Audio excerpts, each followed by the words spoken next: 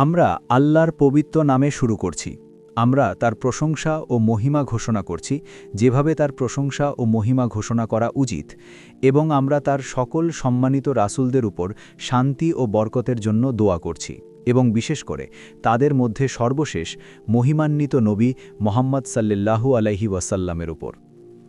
ভাই ও বোনেরা, কোরআনের একটি সূরা নম্বর 16, এবং আল্লাহ সুবহানাহু ওয়া তাআলা সেই এক ঈশ্বর, তিনি ঘোষণা করেন, এবং আমি তোমার ওপর এই কিতাব অর্থাৎ কোরআন নাজিল করেছি। হে মুহাম্মদ সাল্লাল্লাহু আলাইহি ওয়াসাল্লাম, এই কোরআন নাজিল করা হয়েছে যেন তা সব কিছু ব্যাখ্যা করতে পারে, আর তাই এটি সেই অদ্ভুত বিশ্বকেও ব্যাখ্যা করতে পারে যেখানে আমরা আজ বাস করছি, এবং সেই অদ্ভুত ঘটনাগুলোও ব্যাখ্যা করতে পারে যা পবিত্র ভূমিতে ক্রমাগত ঘটছে। পবিত্র ভূমি একটি অত্যন্ত সম্মানিত স্থান। এই পবিত্র ভূমি সেই স্থান যা ঐতিহাসিকভাবে নবী রাসূলদের পদচারণায় মুখরিত ছিল এবং যা ফিলিস্তিন নামেও পরিচিত। পবিত্র ভূমিতে অনেক গুরুত্বপূর্ণ ঘটনা ঘটছে। এই কোরআন তা ব্যাখ্যা করতে এসেছে, এবং এই কোরআন পথ প্রদর্শক হিসেবে এসেছে। প্রকৃত পথ নির্দেশ কোনো জাগতিক সংস্থা বা সংবাদ মাধ্যম থেকে আসে না, হেদায়েত আসে এই কিতাব থেকে। সেই ব্যাখ্যা এবং সেই হেদায়েত এসেছে রহমত হিসেবে, যা প্রতিপালকের পক্ষ থেকে এক দয়া।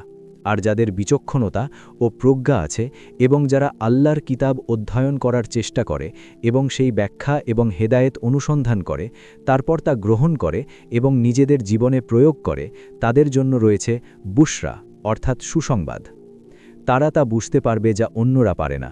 তারা সেই পথে সফল হবে যেখানে অন্যরা হয়তো পথ হারাবে। মহিমান্বিত নবী মুহাম্মদ সাল্লাল্লাহু আলাইহি ওয়াসাল্লাম ঘোষণা করেছেন, প্রত্যেক নবী তার জাতিকে দাজ্জাল বা অ্যান্টিক্রাইস্ট সম্পর্কে সতর্ক করেছেন, মিথ্যা মসিহ সম্পর্কে। নবী নূহ আলাইহি আসসালাম তার জাতিকে সতর্ক করেছিলেন, কিন্তু আমি তোমাদের এমন কিছু বলছি যা আমার আগে কেউ বলেনি। দাজ্জাল এক চোখে দেখে, তার বাম চোখে। সে ডান চোখে অন্ধ, তার অন্ধ চোখটি ফোলা আঙুরের মতো দেখায়, কিন্তু তোমাদের প্রতিপালক এক চোখা নন। তার দুই চোখের মাঝখানে তার কপালে লেখা থাকবে কাফির অর্থাৎ অবিশ্বাসী, এবং প্রত্যেক মুমিন তা পড়তে পারবে। মুমিন হল সেই ব্যক্তি যে সত্য ধর্ম গ্রহণ করেছে, কিন্তু শুধু মুখে স্বীকার করেনি, বরং সত্য তার অন্তরে প্রবেশ করেছে। যার ঈমান আছে সেই মুমিন। আর তাই প্রত্যেক মুমিন কাফির শব্দটি পড়তে ও চিনতে পারবে, সে শিক্ষিত হোক বা অশিক্ষিত। কিন্তু এমন কেন হয় যে একজন অবিশ্বাসী তা পড়তে পারে না? যার ঈমান আছে সে পড়তে পারে, আর যার ঈমান নেই সে পারে না। এটা কিভাবে সম্ভব? তাহলে হয়তো আমাদের তাকে চক্ষু বিশেষজ্ঞের কাছে পাঠানো উচিত তার চোখ পরীক্ষা করার জন্য। কিন্তু চক্ষু বিশেষজ্ঞের রিপোর্ট আসে যে তার দৃষ্টিশক্তি নিখুঁত, তার চোখ সম্পূর্ণ ঠিক আছে। তাহলে তার চোখ নিখুঁত হওয়া সত্ত্বেও সে কেন পড়তে পারে না? আর যার ঈমান আছে সে কিভাবে কাফির শব্দটি পড়তে ও চিনতে পারে? হয়তো যার ঈমান আছে সে এই চোখ দিয়ে পড়ছে না। আমাদের কি এই চোখগুলো ছাড়াও অন্য কোনো চোখ আছে? আমাদের কি এই কানগুলো ছাড়াও অন্য কোনো কান আছে? জ্ঞান অর্জনের জন্য আমাদের কি ইন্দ্রিয় অনুভূতি এবং যুক্তির বাইরে অন্য কোনো মাধ্যম আছে? আধুনিক বস্তুবাদী বিশ্ব বলে না, কোরআন বলে হ্যাঁ। কোরআন বলে যে অন্তর দেখতে পারে, কোরআন বলে যে অন্তর শুনতে পারে। যখন ঈমান অন্তরে প্রবেশ করে তখন আল্লাহ অন্তরে নূর বা আলো দান করেন, এবং সেই আলো দিয়ে অন্তর তা দেখতে পায় যা এই চোখগুলো দেখতে পায় না। সুতরাং এখন এটা স্পষ্ট ও পরিষ্কার যে যখন একজন ঈমানদার ব্যক্তি দেখে, তখন সে শুধু এই চোখগুলো দিয়েই দেখে না, সে অন্তর দিয়েও দেখে।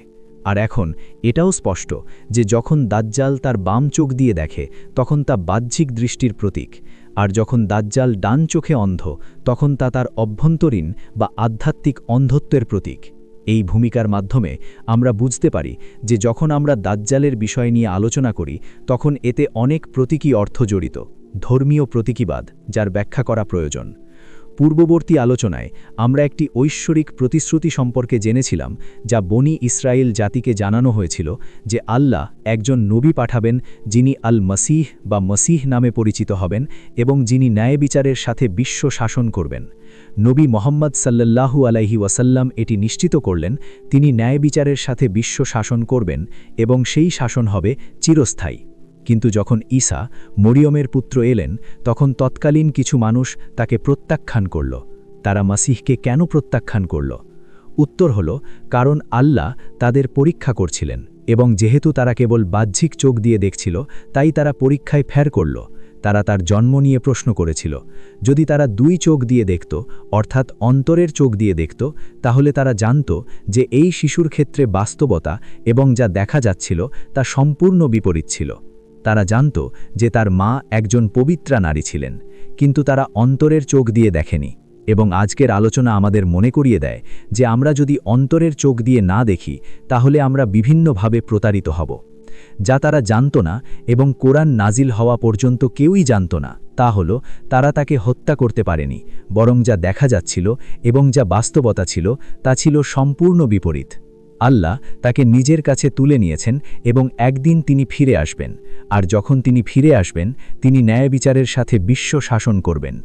নবী মোহাম্মদ সাল্লাল্লাহু আলাইহি ওয়াসাল্লাম তখন জানালেন যে আল্লাহ একটি সত্তা সৃষ্টি করেছেন এবং আল্লাহ সেই সত্তাকে মসিহের রূপ ধারণ করার দায়িত্ব দিয়েছেন। সে ভান করবে যে সেই মসিহ, তাই সে হলো এক মহান প্রতারক এবং সে পরিচিত আল মসিহ আদ-দাজ্জাল বা মিথ্যা মসিহ নামে। দাজ্জাল শব্দের অর্থ হল যে প্রতারণা করে, আর তাই দাজ্জালের প্রতারণায় একটি বিশেষ দক্ষতা রয়েছে।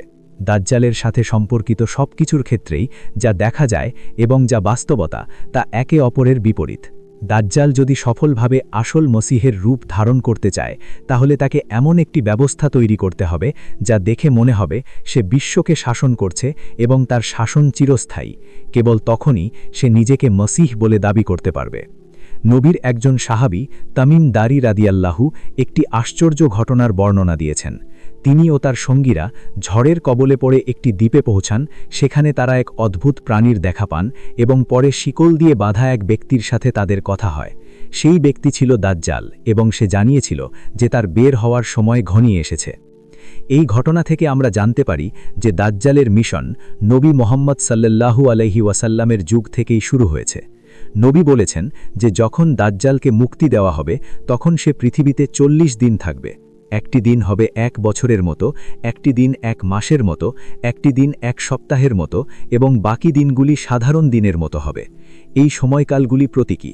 1 বছরের মতো দিন অর্থাৎ একটা দীর্ঘ সময়কে বোঝায়, যখন দাজ্জালের ফিতনা বা প্রতারণার ভিত্তি ধীরে ধীরে পৃথিবীতে স্থাপিত হবে। 1 মাসের মতো দিন হবে তার প্রভাব বিস্তারের সময়, যখন তার মটিরিয়ালিস্টিক ব্যবস্থা বিশ্বজুড়ে ছড়িয়ে পড়বে। আর 1 সপ্তাহের মতো দিন হবে তার চূড়ান্ত উত্থানের সময়। যখন তার দিন আমাদের দিনের মতো হবে, তখন সে আমাদের সময়ের মাত্রায় থাকবে এবং তখন মানুষ তাকে দেখতে পারবে। নবী সাল্লাল্লাহু আলাইহি ওয়াসাল্লাম দাজ্জাল সম্পর্কে বলেছেন যে সে একটি গাধার উপর চড়বে, যা মেঘের মতো দ্রুত ভ্রমণ করবে। আমার মতামত হল সেই গাধা ইতিমধ্যেই পৃথিবীতে রয়েছে। এটি ধর্মীয় প্রতীকীবাদ। সেই গাধা হল আধুনিক দ্রুতগতির যানবাহন, যেমন বিমান। আর যেহেতু দাজ্জাল তার সাথে আধুনিক প্রযুক্তি নিয়ে আসবে, তাই সে আকাশপথ এবং পৃথিবীর যোগাযোগ ব্যবস্থা নিয়ন্ত্রণ করবে। তিনি বলেছেন যে দাজ্জাল সমুদ্রে পা রাখবে এবং জল তার হাঁটু পর্যন্ত পৌঁছাবে। আবারও আমি বলতে চাই যে আমরা এখানে ধর্মীয় প্রতীকীবাদের সাথে কাজ করছি। এটি সেই প্রযুক্তি যা আপনাকে সমুদ্রের গভীর থেকে গভীরতম স্থানে পৌঁছাতে সাহায্য করে। নবী সাল্লাল্লাহু আলাইহি ওয়াসাল্লাম বলেছেন যে দাজ্জাল স্বর্গ এবং পৃথিবীর মধ্যে লাফিয়ে বেড়াবে। এটি আমাদের আধুনিক মহাকাশ অভিযান এবং স্যাটেলাইট প্রযুক্তির দিকে ইঙ্গিত করে। আসলে এই সব কিছুর মধ্যে আমরা একটি বৈজ্ঞানিক এবং প্রযুক্তিগত বিপ্লবের দিকে ইঙ্গিত দেখতে পাই, যা বিশ্বকে নাড়িয়ে দেবে। এবং সেই বৈজ্ঞানিক এবং প্রযুক্তিগত বিপ্লবের পেছনের মূল চালিকা শক্তি হল দাজ্জালের বস্তুবাদী দর্শন। তিনি বলেছেন যে পৃথিবী তার সম্পদ দাজ্জালের জন্য উগরে দেবে। আজ আমরা দেখতে পাচ্ছি কিভাবে পৃথিবীর খনিজ সম্পদ আহরণ করা হচ্ছে এবং তা এক বিশেষ ব্যবস্থার নিয়ন্ত্রণে চলে যাচ্ছে। নবী সাল্লাল্লাহু আলাইহি ওয়াসাল্লাম বলেছেন যে দাজ্জালের যুগ রিবা বা সুদের যুগও হবে। রিবার একটি রূপ হল সুদের ওপর টাকা ধার দেওয়া এবং নেওয়া। আজ সারা বিশ্বের অর্থনীতি সুদের কবলে রয়েছে। আধুনিক ব্যাংকিং ব্যবস্থা এবং কাগজে মুদ্রার মাধ্যমে এই ব্যবস্থা বিশ্বজুড়ে ছড়িয়ে পড়েছে, যা এক ধরনের অর্থনৈতিক মায়া তৈরি করেছে। নবী সাল্লাল্লাহু আলাইহি ওয়াসাল্লাম বলেছেন যে দাজ্জালের ফিতনার শেষ দিকে নারীরা বিশেষভাবে প্রভাবিত হবে। এটি ইঙ্গিত করে যে যখন দাজ্জালের মিশন তার চূড়ান্ত পর্যায়ে পৌঁছাবে তখন নারী জগতে এমন কিছু পরিবর্তন আসবে যা তাদের প্রতারিত করবে, যা তাদের কাছে উন্নতির পথ বলে মনে হবে, যা তারা আগ্রহের সাথে গ্রহণ করবে, তা আসলে দাজ্জালের প্রতারণা হবে। আধুনিক বিশ্বে তথাকথিত নারী মুক্তির নামে যে পরিবর্তনগুলো আসছে তা এই ভবিষ্যৎবাণীর সাথে মিলে যায়। দাজ্জালের ফিতনার এই বিভিন্ন পর্যায়গুলো বিশ্বের ইতিহাসে বিভিন্ন প্রভাবশালী শক্তির উত্থানের মাধ্যমে প্রতিফলিত হতে পারে। প্রথমে একটি শক্তি বিশ্বকে শাসন করেছে, তারপর আরেকটি, এবং এভাবেই তার চূড়ান্ত পর্যায়ে আসবে। আজ আমরা এমন এক সময়ে বাস করছি যখন মনে হচ্ছে 1 মাসের মতো দিন শেষ হতে চলেছে এবং 1 সপ্তাহের মতো দিন শুরু হতে চলেছে। এই সময়ে বিশ্বজুড়ে অস্থিরতা বাড়বে এবং অর্থনৈতিক ব্যবস্থাগুলো ভেঙে পড়ার সম্ভাবনা রয়েছে। এই সময়েই দাজ্জাল তার আসল রূপে জেরুজালেম থেকে বিশ্ব শাসন করার চেষ্টা করবে, যেমনটা আজ বিশ্বের বড় শক্তিগুলো করে থাকে। কিন্তু যখন সে নিজেকে মসিহা বলে দাবি করবে এবং তার মিশন সফল হয়েছে বলে মনে করবে, ঠিক তখনই এক মহান ঘটনা ঘটবে। সেই সময়ই মরিয়মের পুত্র ঈসা আলাইহি ফিরে আসবেন। ঈসা আলাইহি ফিরে আসতে পারবেন না যতক্ষণ না দাজ্জাল তার মিশন সম্পন্ন করে। ঈসা আলাইহির আগমন হবে দাজ্জালের প্রতারণার চূড়ান্ত অবসান ঘটানোর জন্য। তিনি দাজ্জালকে পরাজিত করবেন এবং পৃথিবীতে শান্তি এবং ন্যায় বিচার প্রতিষ্ঠা করবেন। নবী মুহাম্মদ সাল্লাল্লাহু আলাইহি ওয়াসাল্লাম বলেছেন, যখন তোমরা খোরাসানের দিক থেকে কালো পতাকা দেখতে পাবে তখন সেই সেনাবাহিনীতে যোগ দাও, এমনকি যদি তোমাদের বরফের ওপর হামাগুড়ি দিয়ে যেতে হয়। এটি একটি আশার বাণী। এর মানে হল, যত কঠিন সময়ই আসুক না কেন, সত্যের বিচার হবেই। একটি মুসলিম সেনাবাহিনী পবিত্র ভূমিকে মুক্ত করবে। নবী সাল্লাল্লাহু আলাইহি ওয়াসাল্লাম বলেছেন যে এমন এক সময় আসবে যখন পৃথিবীতে ন্যায় বিচার প্রতিষ্ঠিত হবে। তখন অন্যায় ও অত্যাচার থাকবে না, পবিত্র ভূমি মুক্ত হবে এবং সেখানে দাউদ ও সুলাইমান আলাইহির মতো ন্যায়ভিত্তিক শাসন ব্যবস্থা ফিরে আসবে। এবং মরিয়মের পুত্র ঈসা আলাইহি তখন জেরুজালেম থেকে বিশ্ব শাসন করবেন, যা হবে এক চিরস্থায়ী শান্তির শাসন। এবং ইব্রাহিমের আসল ধর্ম, যা নবী মুহাম্মদ সাল্লাল্লাহু আলাইহি ওয়াসাল্লাম নিয়ে এসেছিলেন, তা বিশ্বজুড়ে প্রতিষ্ঠিত হবে। আর তাই আমরা আজ আপনাদের কাছে অনুরোধ করছি, বাড়ি ফিরে যান এবং কোরআন আরও একবার পড়ুন এবং কোরআনে ইব্রাহিমের আসল ধর্ম দেখুন এবং তা গ্রহণ করুন।